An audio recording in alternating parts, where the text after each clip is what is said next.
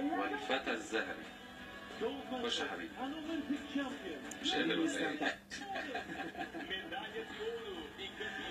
أحمد أبو غوش البطل الأولمبي، الفتى الذهبي، ذا جولدن بوي الأردني. نحن نصفق له جدا. نعم بصراحة يعني. الجولدن بوي الأردني يتوج بالذهب.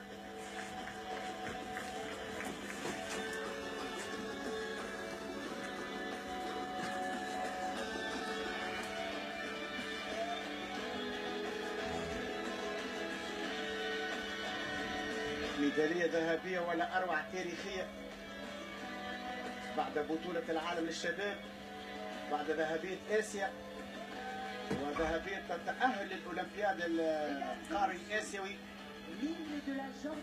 والنشيد الرسمي الأردني.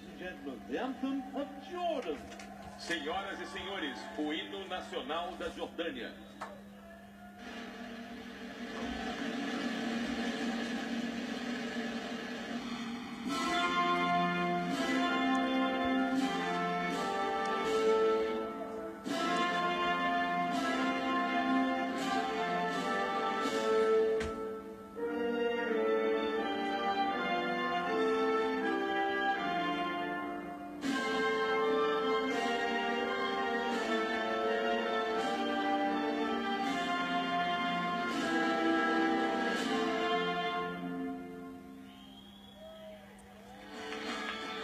كان هذا النشيد الرسمي الأردني لأحمد أبو غوش، اللاعب الحقيقة اللاعب العملاق الذي أطاح بالعديد من الرؤوس اليوم وتوج بميدالية ذهبية كأول ميدالية ذهبية في الأولمبياد للأردن.